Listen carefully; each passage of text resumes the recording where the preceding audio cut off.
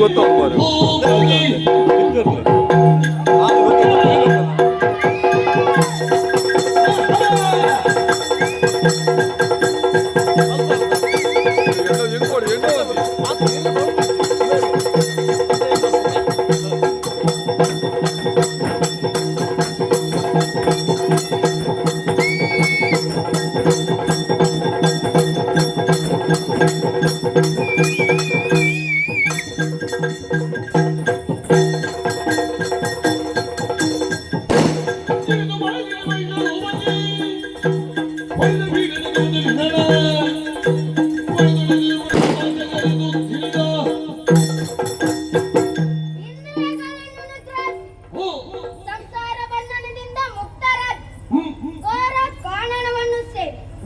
ತಪಸ್ಸನ್ನು ಆಚರಿಸುವ ವಯಸ್ಸು ಪಾಕ್ಷಕ ಹೆಣ್ಣಿನಂತೆ ಇಂದು ಕೂಡ ನಿತ್ಯ ವಿಧಿಗಳನ್ನು ಪೂರೈಸಿ ತಪಸ್ಸಿಗೆ ಕುಳಿತುಕೊಳ್ಳಲು ಏಕಾದಶಿ ಬರುತ್ತಿಲ್ಲವಲ್ಲ.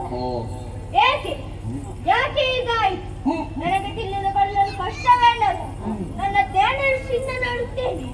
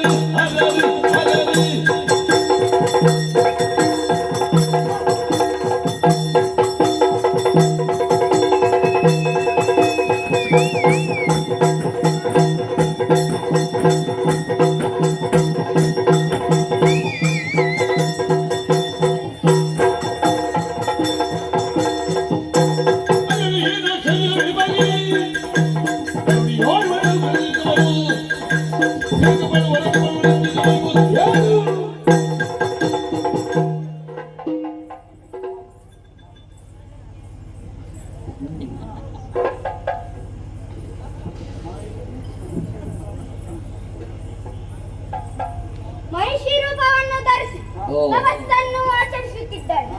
ತಪಸ್ಸಿನ ಬಯಕೆ ಸುರರ ದ್ವೇಷ, ಇದನ್ನು ಹೀಗೆ ಬಿಡಬಾರದು. ಇದು ಮುನಿಕುಲಕ್ಕೆ ಅಪಮಾನ.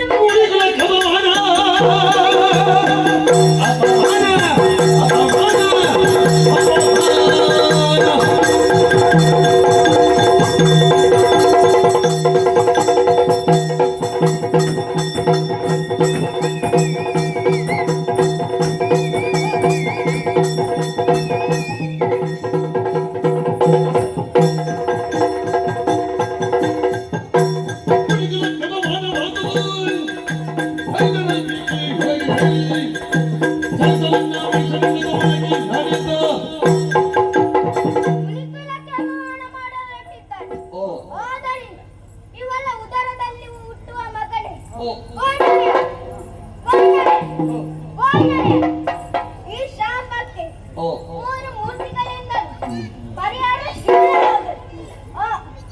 ಈ ಸ್ಥಳ ತಪಸ್ಸಿಗೆ ಯೋಗ್ಯ ಬಂದು ಹಾಗಾಗಿ ಹಿಮಾಲಯದ ಸೇನೆ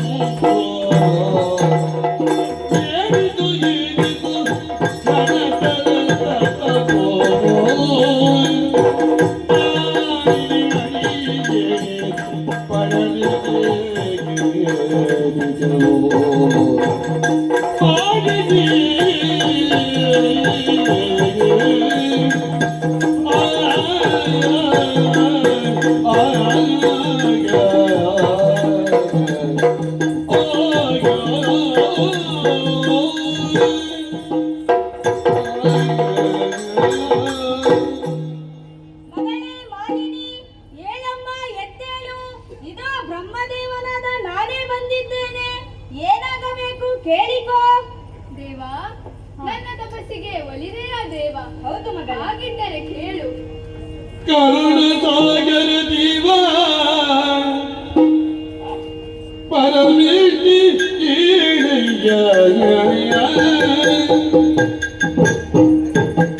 ಹರುಷದಿಲ್ಲದಿ ಮನದಿಲವ ಪುರತೀರನಾಗಿಗ ಪರಣನಾಲಯದಿಗ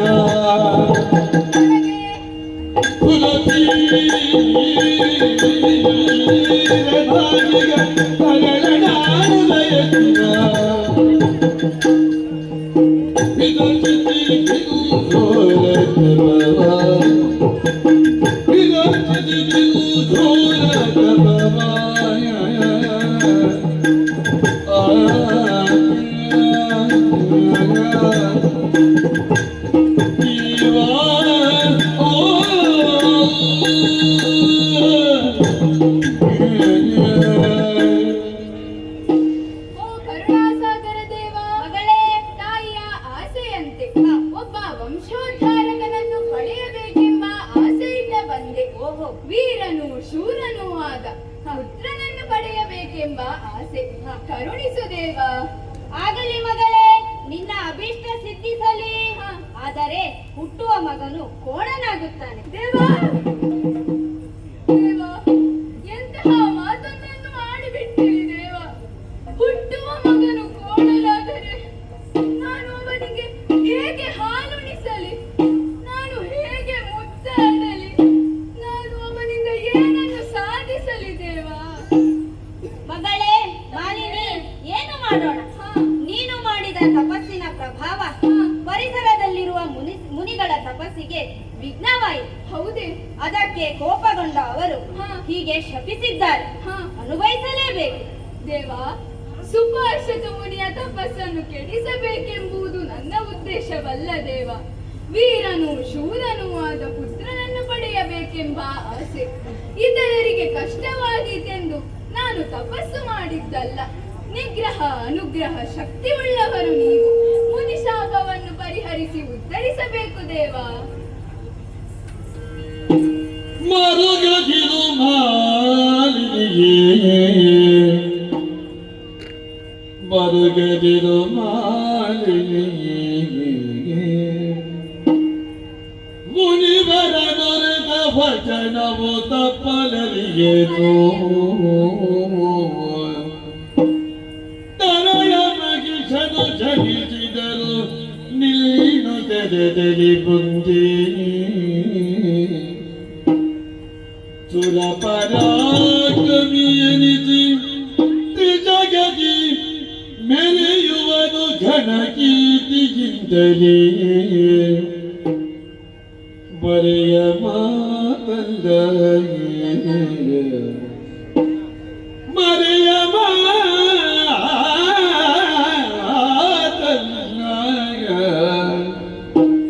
ಎನ್ನುತ್ತ ತಂತೈತಿದನು ಮಾಲಿನಿಯ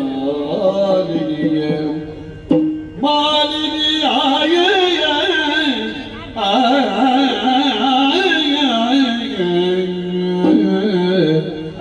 ಮರುಗದಿರು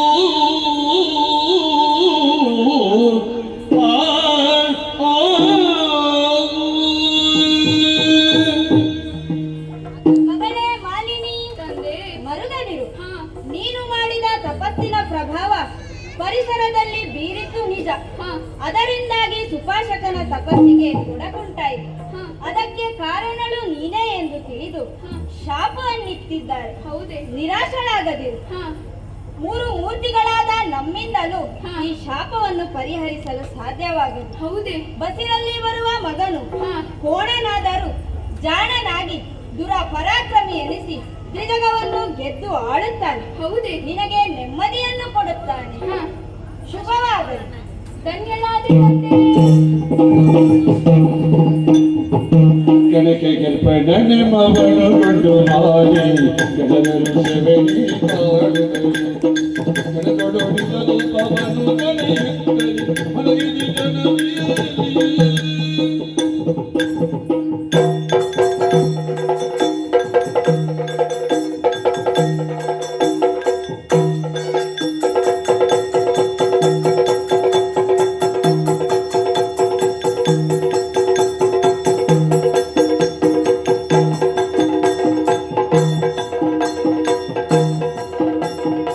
ಒಂದು ಸ್ಟಾಪ್ ಹಾಕೋನು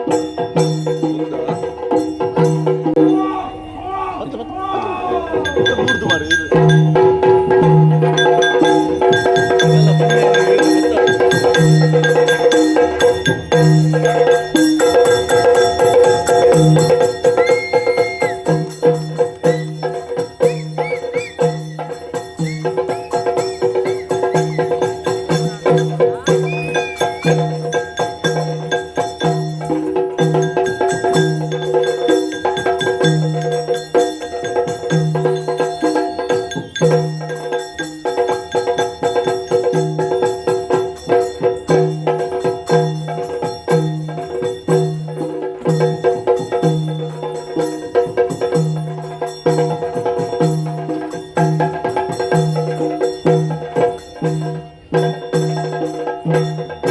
ಬಲಿಲ್ಲ ಚಂದ್ರನು ತಾರಕ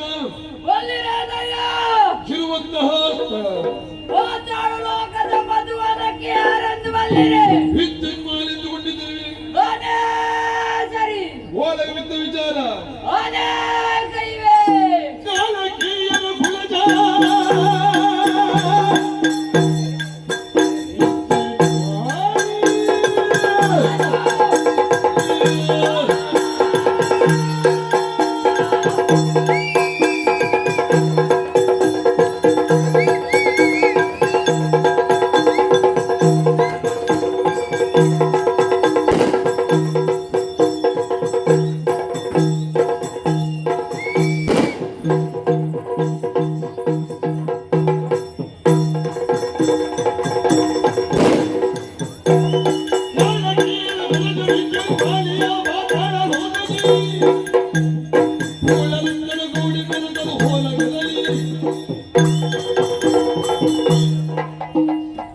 ಶಂಭೋ ಶಂಕರ, ಕಾಪಾಡು ತಂದೆ ಕಾಪಾಡು. ಸಾಧಿಸಬೇಕೆಂಬ ಛಲ ಇರುವವನಿಗೆ ಅಸಾಧ್ಯವಾದುದು ಯಾವುದೂ ಇಲ್ಲ ಎಂಬುದನ್ನು ನಾನು ನನ್ನ ಜೀವನದಲ್ಲಿ ಕಂಡುಕೊಂಡವ. ವರ್ತಮಾನ ಕಾಲದಲ್ಲಿ ಪಾತಾಳದ ಮಧುವನದ ಸಿಂಹಾಸನವನ್ನು ಏರಿದ್ದೇನೆ. ಸದಾ ದಾನವರ ಏಳಿಗೆಯ ಬಗ್ಗೆ ಚಿಂತಿಸುತ್ತಾ ಇದ್ದೇನೆ. ಅದಕ್ಕಾಗಿ ಎಲ್ಲಾ ದಾನವರನ್ನು ಒಗ್ಗೂಡಿಸಿಕೊಂಡು ಪರಾಕ್ರಮಿಯಾಗಿ ಮೆರೆಯುತ್ತಾ ಇದ್ದೇನೆ. ಅಲ್ಲದೆ ಬ್ರಹ್ಮನಿಂದ ವರವನ್ನು ಕೂಡ ಪಡೆದಿದ್ದೇನೆ. ಮರಣ ಬರುವುದಾದರೆ ಯಕ್ಷರಿಂದ ಮಾತ್ರ ಎಂದು ಹೇಳಿದ್ದಾರೆ. ಆದರೆ ಹಾರಾಡುವ ಹಕ್ಕಿನ ನನಗೆ ಮರಣವೇ ಇಲ್ಲವೇ ಇಲ್ಲ. ಏನೇ ಆಗಲಿ ಎದ್ದಿನಂತೆ ಇಂದು ಕೂಡ ನಮ್ಮವರ ಯೋಗಕ್ಷೇಮ ವಿಚಾರಿಸಿ ಆಯಿತು. ಇಂತಹ ಸಂದರ್ಭದಲ್ಲಿ ಬಂತಲ್ಲ ಒಲೆ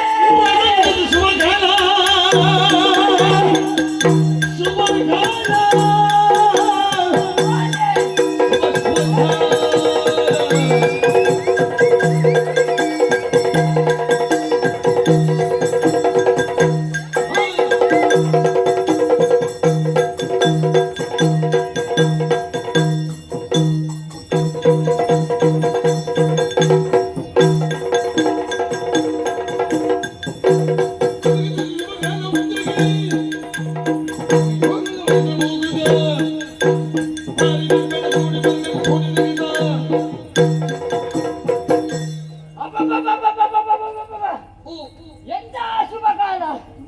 ಯೋಗಿ ಬಯಸಿದ್ದು ಹಾಲು, ವೈದ್ಯ ಕೊಟ್ಟದ್ದು ಹಾಲು ಎಂಬಂತಾಯಿತು.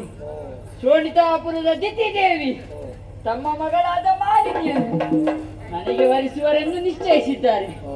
ಮಾಲಿನಿಯನ್ನು ನಾನು ವರಿಸಿದರೆ ಶೋಣಿತಾಪುರದವರ ಸಹಾಯ ನನಗೆ ಒದಗುತ್ತದೆ. ಆಗ ಅಲ್ಲಿನೆಲ್ಲ ಖಜಾನೆಗಳನ್ನು ಒಗ್ಗೂಡಿಸಿಕೊಂಡು ಸರಸತೆಯನ್ನು ಮಾಡಿದ್ದು ನನಗೆ ಸುಲಭವಾಗುತ್ತದೆ. ಹಾಗಾಗಿ ತಡ ಮಾಡುವುದಿಲ್ಲ, ಸಕಲ ಸಿದ್ಧತೆಯೊಂದಿಗೆ ನಮ್ಮವರನ್ನೆಲ್ಲ ಸೇರಿಸಿಕೊಂಡು ನೇರವಾಗಿ ಶೋಣಿತಾಪುರದ ಸೇರಿಕೊಂಡಿದ್ದೀನಿ.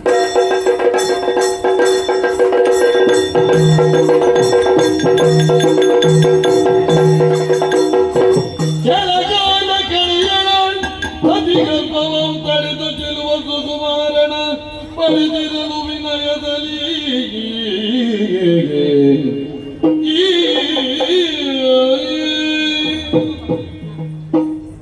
ಅಸುರ ಸಾಮ್ರಾಜ್ಞಿಯಾದ ನಾನೇ ದಿತಿದೇವಿ ನನ್ನ ಮಗಳಾದ ಮಾಲಿನಿಗೆ ಯೋಗ್ಯವರನೊಂದಿಗೆ ವಿವಾಹ ಮಾಡಿಸಿ ಕರ್ತವ್ಯ ಪೂರೈಸಿದ ಸಂತೋಷದಲ್ಲಿದ್ದೇನೆ.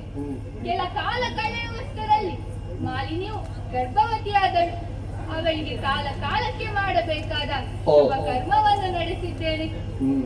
ನೋಡುತ್ತಿರುವಂತೆ ನವಮಾಸ ತುಂಬಿ ಗಂಡು ಮಗುವಿಗೆ ಜನ್ಮವಿತ್ತಿದ್ದಾಳೆ. ಸುಕುಮಾರನಿಗೆ ಮೈಷನೆಂದು ನಾಮಕರಣ ಮಾಡಿದ್ದೇವೆ. ಅವನ ಬಾಲ ಲೀಲೆಗಳನ್ನು ಕಂಡು ಸಂಭ್ರಮಿಸಿದನು. ಸುರಲೋಕವನ್ನು ಗೆದ್ದು ಅದರ ಆಳ್ವಿಕೆಯನ್ನು ಮಾಡಬೇಕೆಂಬ ಬಯಕೆ ಹಾಗೆ ಉಳಿದು ಹೋಯಿತಲ್ಲ. ನನ್ನ ದುಃಖವನ್ನು ನಾನು ಯಾರಲ್ಲಿ ಹೇಳಿಕೊಳ್ಳಲಿ?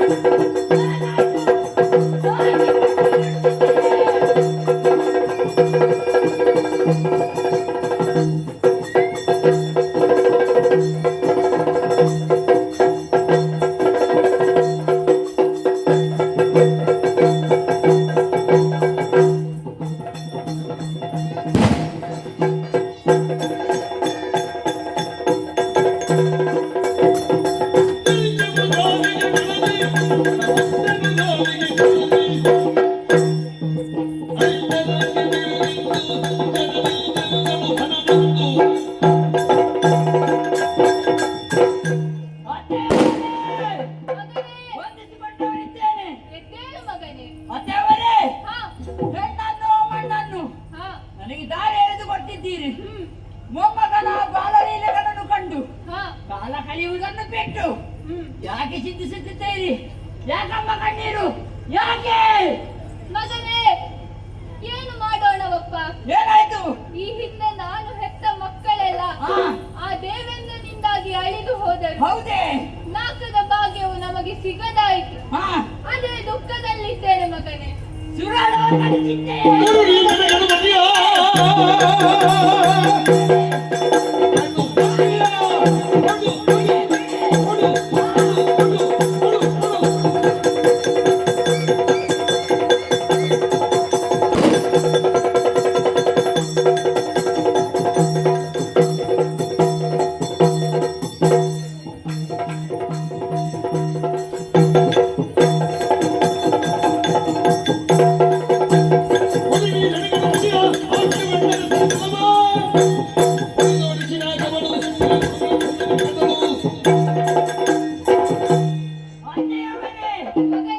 ಸುರಲೋಕವನ್ನು ಪಡೆಯುವುದಕ್ಕಾಗಿ ನಾನು ತೆರಳುತ್ತೇನೆ. ನಿಮ್ಮ ಮಕ್ಕಳ ಸಾವಿಗೆ ಕಾರಣದಂತಹ ದೇವತೆಗಳನ್ನೆಲ್ಲ ನಾನು ಭಾಗವಹಿಸುತ್ತೇನೆ. ಆಶೀರ್ವದಿಸಿ ಕಳಿಸಿಕೊಡುತ್ತಾಯೇ. ಶುಭವಾಗಲಿ ಮಗನೇ.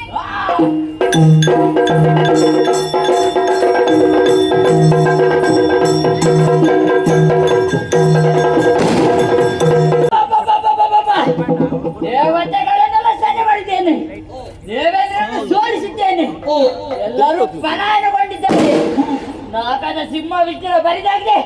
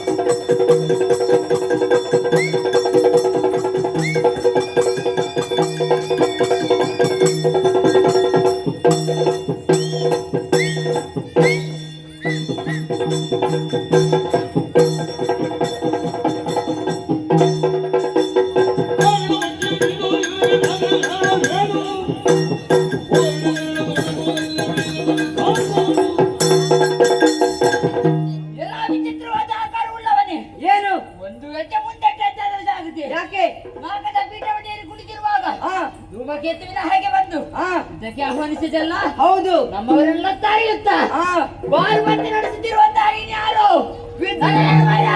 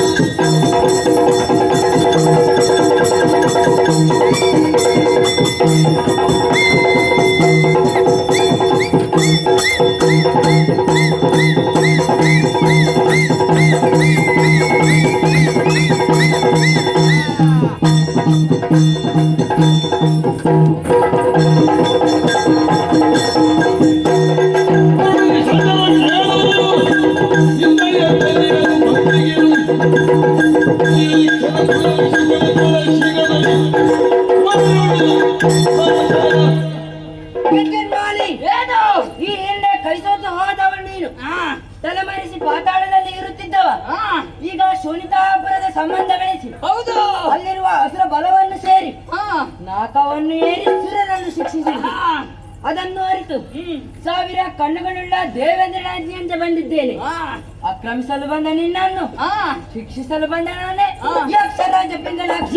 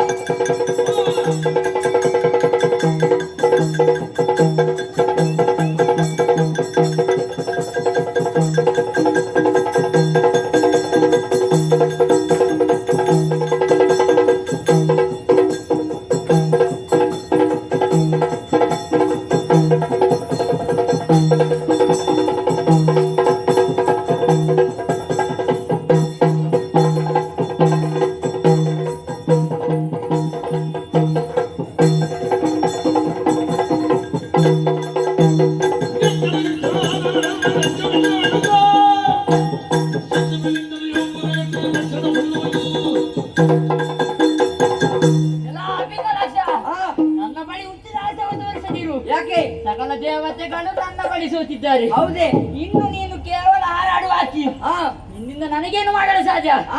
ಯಕ್ಷನಾದ ನೀನು ನನಗೆ ನಿರ್ಲಕ್ಷ್ಯ. ತ್ರೈಯಕ್ಷನಾದ ಶಂಕರನೇ ಬರಲಿ, ಅವನನ್ನು ಕೂಡ ಲಕ್ಷ್ಯ ಮಾಡಲಾರೆ.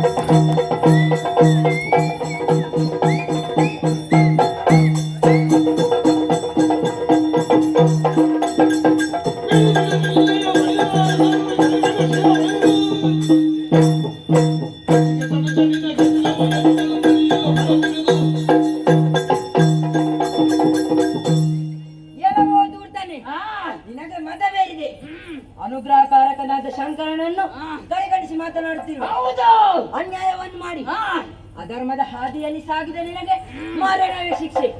ದೇವೇಂದ್ರನ ಹೇಳಿಕೆಯಂತೆ ನನ್ನ ರೆಕ್ಕೆಯಿಂದ ಬಾಳಿತು ನನ್ನ ಯಮನವರಿಗೆ ಕಳಿಸುತ್ತೇನೆ. ಬಾ ನೋಡೋಣ ಮುಂದೆ.